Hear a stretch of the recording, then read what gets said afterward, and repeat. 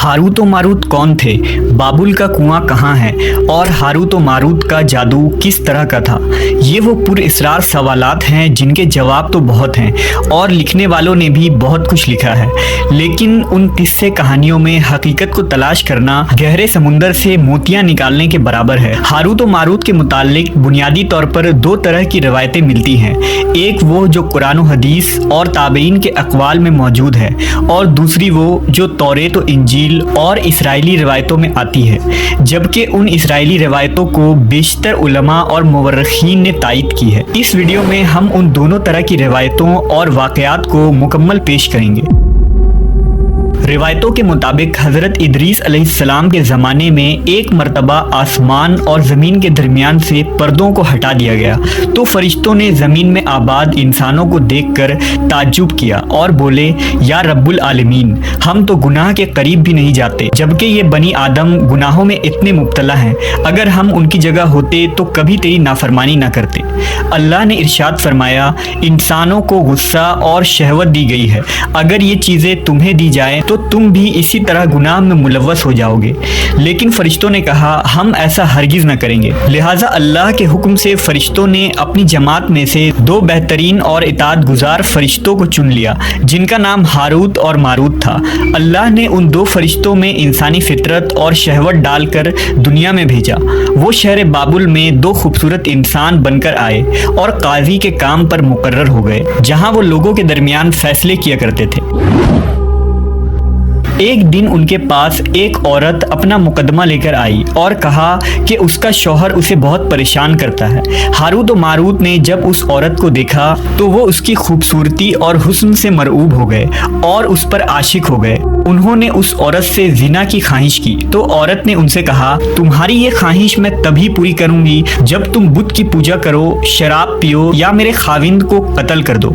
Harut व Marut ने शराब नोशी को छोटा गुनाह समझकर पी लिया और नशे की मस्ती में दो और कबीरा गुनाह कर बैठे। उस औरत ने उनसे आसमान पर चढ़ने का अमल भी सीख लिया, जिसके जरिया वो आसमान पर जाते थे। जब औरत इस अमल के जरिया आसमान पर गई तो अल्लाह के हुक्म से उसे सितारे की शक्ल में मस्ख कर दिया गया। चूंकि उस औरत का नाम ज़ोहरा था, इसलिए वो सैयारा ज़ोहरा कहलाया, जिसे आज वीनस कहते हैं। इस गुनाह की वजह से हारूत व मारूत खुद वो इसमें आज़म भूल गए जिसे पढ़कर वो आसमान पर जाते थे और बतौर सज़ा उन्हें बाबुल के एक कुएं में उल्टा लटका दिया गया, जहां वो ता क़यामत यूं ही कैद रहेंगे।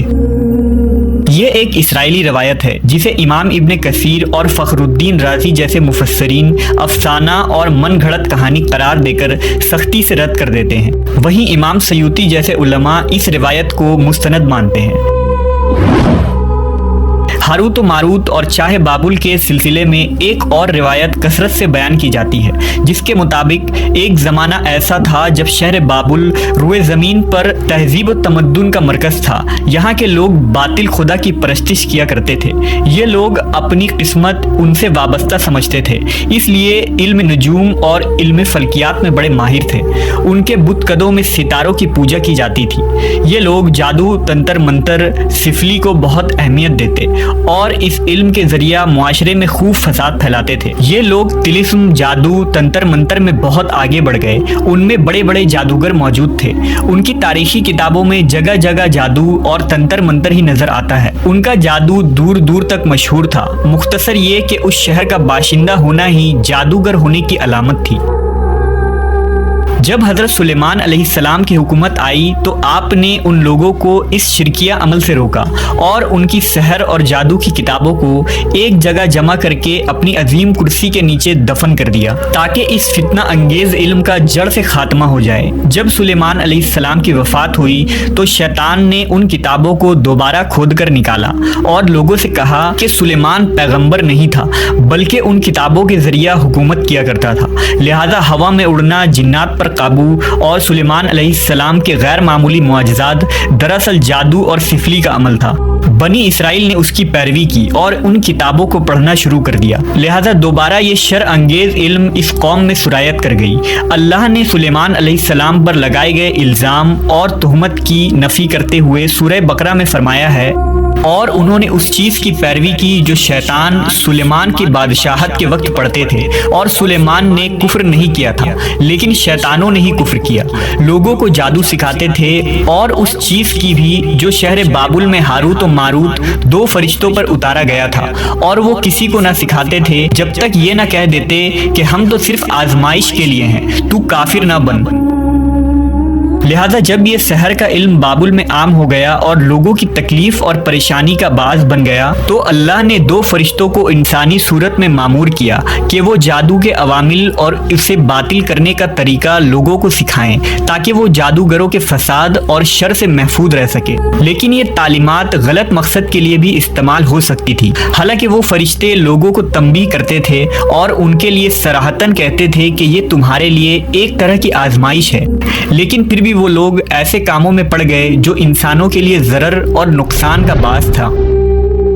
بعض عربی داستانوں میں اس کنویں کا ذکر بھی ملتا ہے جہاں کئی لوگ پہنچے اور ہاروت و ماروت سے ملاقات کر کے جادو کا علم بھی سیکھا، جبکہ بعض مورخین کا کہنا ہے کہ عراق کے شہر حلہ کے قریب ایک کھنڈر میں موجود قدیم کنواں ہے جہاں سے بابل کی سرحد شروع ہوتی تھی۔ یہ اس کنویں کو ہی چاہے بابل قرار دیتے ہیں۔ بہرحال اس واقعے سے یہ سبق ملتا ہے کہ سفلی اور جادو ایک شرکیہ عمل ہے، مگر یہ کہ اس کا استعمال فساد اور شر پسندی کے خاتمے کے لیے کیا جائے۔